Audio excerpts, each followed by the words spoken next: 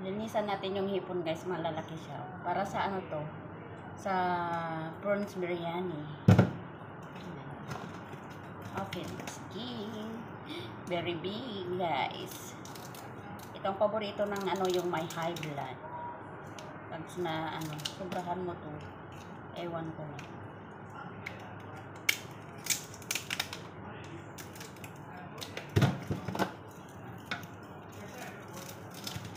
Natanggalin natin yung mga ano niya. Para wala nang sagabal sa pagluluto, kain.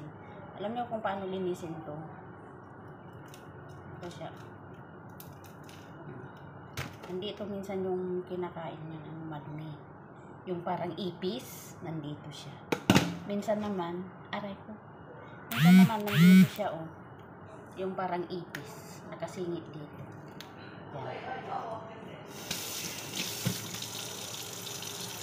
Kaya pag ako'y naglilinis ng hipon, tinitignan ko to. Dito, binubuklat ko yan. Lalo kung malaking hipon. Yan, magkabila. Tinitignan ko yan. Lahat ng ano, inaalis ko yung nandito na. Ano pala yun? Yung nandito sa ulo. Lahat yan. Tingnan nyo yan, oh. May itim siya.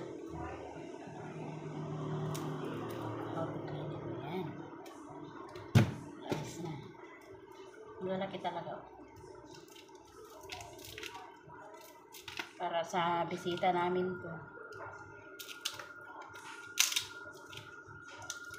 Pero ito kasi malaki, hatiin ko siya.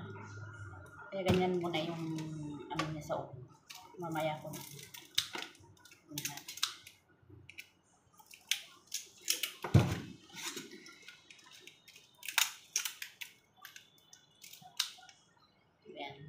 May ano siya dito, dapat kuntingin yan. Para wala nang ano, sagabal sa pagluluto.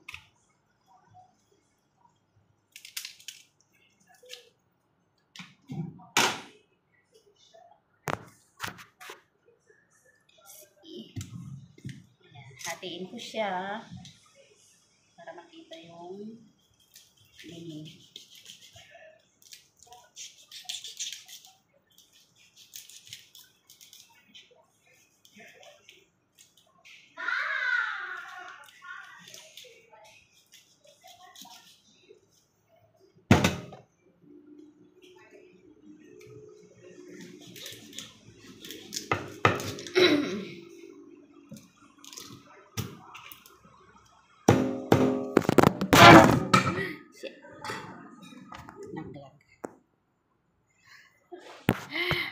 Naglag to rin. Tingnan niyo. Dito yung ano. Hindi ko kanya.